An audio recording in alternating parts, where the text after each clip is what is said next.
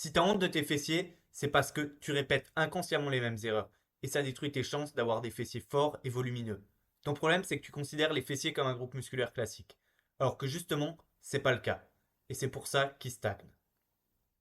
Ce qu'il faut que tu comprennes, c'est que les fessiers, c'est le groupe musculaire le plus fort du corps humain. Et pourtant, tu les entraînes comme un groupe classique. Les fessiers, il faut des exercices spécialisés pour qu'ils travaillent bien, pour qu'ils prennent bien en volume et pour qu'ils prennent bien en force. Et il faut aussi les travailler sur un format lourd.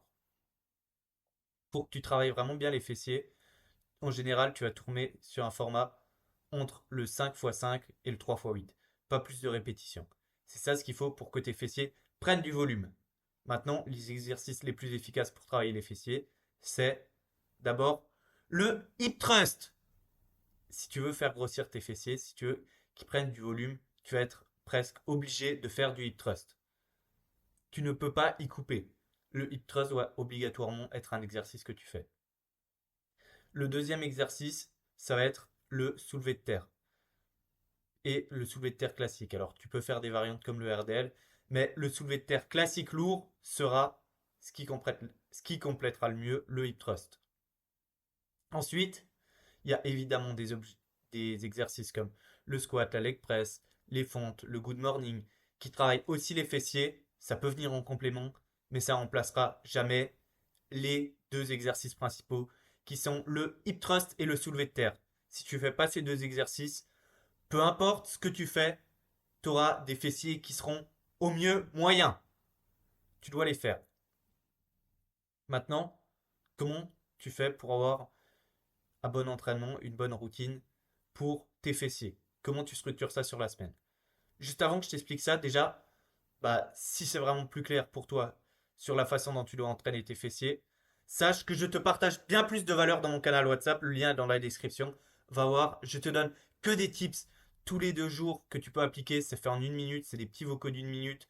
Et ça va changer tes croyances. Ça va changer tes connaissances sur l'entraînement. Vraiment, ça va révolutionner ta pratique de la musculation et tu vas progresser 2, 3 fois plus vite. Donc rejoins-le, ça sera la meilleure décision de ta journée et tu verras, tu vas vraiment progresser beaucoup plus vite. Et rejoins-le dès maintenant parce que tu n'auras pas accès aux anciens messages. Donc maintenant, je vais aussi t'expliquer comment structurer ton entraînement pour faire en sorte que tes fessiers prennent en volume et en force. Pour que tes fessiers prennent en force et en volume, tu vas pas devoir trop les travailler, sachant qu'ils sont quand même déjà travaillés un peu sur des autres mouvements et que ça perturbe quand même la récup. Donc, tu vas devoir les travailler de 1 à 2 fois par semaine, pas plus. C'est la fréquence optimale. Si tu peux les travailler qu'une fois par semaine, tu vas faire du hip thrust en format 3x8. Alors ça peut varier, tu peux te faire du 3x6, du 4x6, du 5x5. Tu as à peu près l'ordre d'idée. Tu vas devoir les travailler RPE 9. Donc ça veut dire que tu peux faire plus qu'une répétition avant d'être complètement à l'échec. Tu peux même aller à l'échec si tu veux.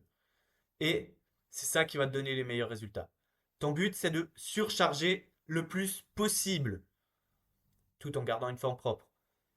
Tes fessiers vont prendre, si tu charges lourd, le plus tu mets de l'intensité, le meilleur sera tes résultats. Si tu peux faire une deuxième séance, ce que tu vas faire, c'est que tu vas chercher à faire du soulevé de terre. Alors si tu peux pas faire du soulevé de terre pour diverses raisons, tu vas encore remettre du hip thrust. Et là, ça soit du soulevé de terre ou du hip thrust, tu vas faire un format lourd en 5x5. Et tu vas essayer de faire ça en début de séance. Et ça va te permettre donc de créer de la force et aussi du volume. Mais ce qu'il faut que tu comprennes, c'est que les fessiers, tu vas devoir les travailler pour qu'ils prennent bien au hip thrust ou au deadlift, lourd et en mettant de l'intensité, tout en essayant de garder une bonne technique. Mais tu dois vraiment mettre de l'intensité.